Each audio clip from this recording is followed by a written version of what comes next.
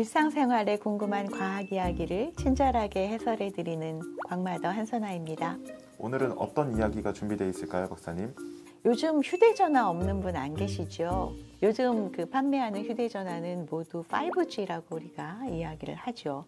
그런데 많은 분들이 비싼 요금을 내고 5G 전화기를 샀는데 LTE 전화기랑 별로 달라질 게 없는 것 같아. 이런 말씀들을 굉장히 많이 하세요. 이게 왜 그럴까요? 오늘은 알듯 말듯한 5G 이야기를 좀 해보도록 하겠습니다. 4G, LTE, 5G 뭐가 되게 많아요. 네, 많아요. 어떻게 이해를 해야 돼요, 저희가?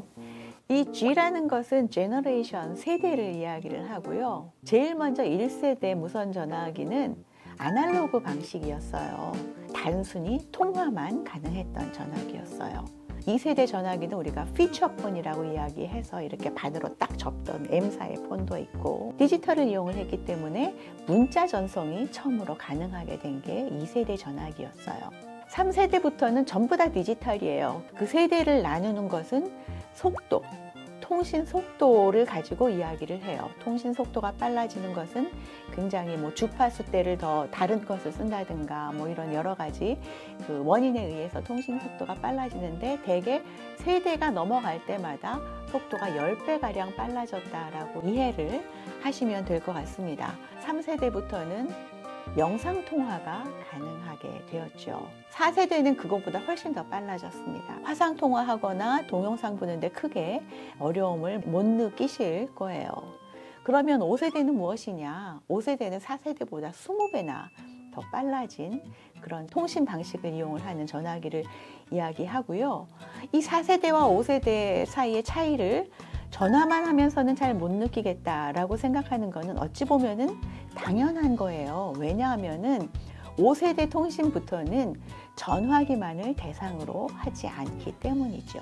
4세대에서 5세대로 넘어가면서 우리는 IoT라는 것을 이야기를 하는데요. 굉장히 많은 물건들이 통신 네트워크에 연결이 되어서 굉장히 많은 정보들이 오고 가는 것을 이야기를 해요. 이처럼 사람과 기계의 통신, 사람과 새로운 환경의 통신, 이런 것들이 덧붙여서 이루어지는 것이 바로 5세대 통신 환경에서 우리가 기대하는 바죠. 저희가 소품을 하나 준비했는데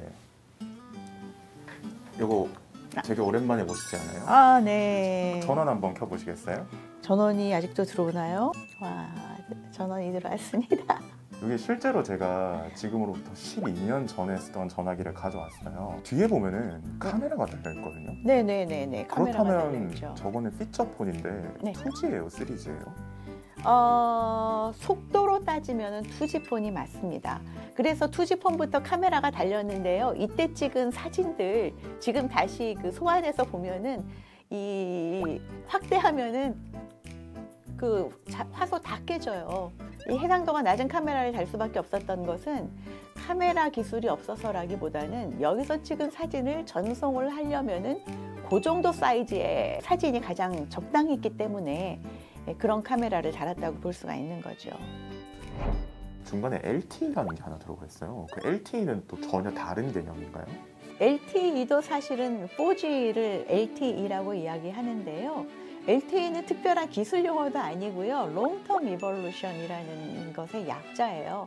통신 상황이 변하면서 이 4G에 할당된 이 주파수를 좀 오랜 동안 써보자. 그래서 롱텀 이볼루션이라는 것을 썼고요.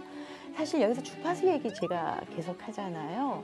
주파수라는 것이 조금 어렵게 생각하실 수도 있는데, 왜 4G, 5G 올라가면서 속도가 빨라지지? 어떻게 우리가 이렇게 속도가 빨라질 수 있을까 하는 것의 비밀이 주파수에 숨어 있기 때문이에요. 주파수라는 것은 1초에 파동이 얼마나 진동을 하는가를 나타내거든요. 주파수가 높으면 높을수록 더 많은 정보를 실어서 보낼 수가 있어요. 똑같은 시간에. 그러면 옛날부터 왜 무조건 높은 주파수 썼으면 됐지, 왜 안 썼을까 궁금하신 분들이 계실 텐데요. 이 주파수가 높아지게 되면은 이 전파가 멀리 가지를 못해요. 중간중간에 이 신호를 릴레이 해줘야 되는 장비들이 더 많이 필요하게 되죠. 5G라는 게 높은 주파수를 활용해서 빠른 속도로 데이터를 전송하는 기술인 거죠. 그렇죠. 그 높은 주파수가 되면은 그리고 또 한 가지 좋은 점이 있는데요. 주파수 대역폭이 넓어진다라고 이야기를 해요. 주파수 자체를 우리가 그 차량의 최고 속도라고 표현을 하면은 주파수의 대역폭이라는 것은 차선을 말하게 돼요. 1000배가 주파수가 높아지게 되면 대역폭도 1000배가 돼요. 그러니까 차선도 1000개의 차선이 생기게 되는 거죠. 많은 정보를 더 많은 차선에 실어서 더 빨리 보낼 수 있는 대신 중계소가 많이 필요하게 되고요. 4G에서 5G로 넘어가면서 100m마다 거의 중계기가 필요하다. 이런 이야기까지 하고 있어요. 그런데 제가 쓰는 스마트폰은 그렇게 빨라진 것 같지 않아요.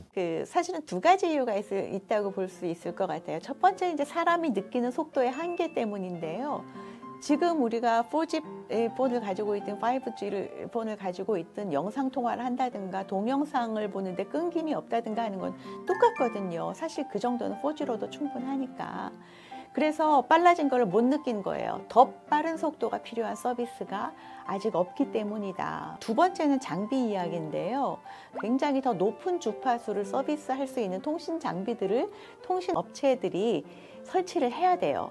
그런데 이게 아직 10%도 설치가 안 됐어요. 그러니까 이 높은 주파수를 우리가 쓸 거예요. 28GHz짜리 주파수를 써서 5G 서비스를 할 거예요 라고 약속을 해서 주파수는 받았지만 사실 통신 장비는 아직까지는 2.8GHz짜리 통신 장비를 쓰고 있는 거죠. 실제로 체감하는 사람들은 4G와 5G 크게 달라지지 않았는데 느낄 수가 있고요. 특히 5G 장비 같은 경우는 수도권에 많이 집중이 되어 있기 때문에 지방에 내려가거나 하시면은 아마 5G 폰을 가지고 계시더라도 서비스는 다 4G 서비스를 이용을 한다 이렇게 볼 수가 있습니다. 물론 아직 이렇게 기지국이 준비가 되지 않은 것도 있지만 4G랑 크게 차이가 없잖아요. 그런데도 이렇게 5G를 개발해서 기술을 활용해야 될 이유가 있어요. 사실 5G 기술은 초고속은 당연한 것이고요. 또 연결에 있어서 지연이 거의 없는 기술이다라고 볼 수가 있습니다. 이런 것들은 이제 원격 수술을 한다든가 아니면 실시간으로 교통 제어를 한다든가 공장에서 4차 산업혁명을 이용한 스마트 공장으로 간다든가 할 때 필수적인 기술이라고 볼 수가 있죠. 사회가 발전하려면은 사회 인프라가 굉장히 중요하잖아요. 여기서 말하는 인프라, 도로라든가 철도 같은 것들이 우리 몸에서 치자면은 물건을 운반하는 혈관이라고 본다면은 5G는 지능을 운반하는 신경 같은 존재라고 볼 수가 있을 것 같아요. 미래 사회의 혁신, 산업의 혁신을 위해서도 5G는 반드시 필요한 기술이니까 여러분들이 통신에서 다른 거 없는 것 같아 라고 생각하지 마시고 5G 기술은 미래를 위한 기술이다 라고 이해를 해주시면 되겠습니다. 오늘 준비한 이야기 5G 이야기는 여기까지입니다. 오늘 내용 재미있고 유익하셨으면 구독과 좋아요 부탁드립니다. 고맙습니다.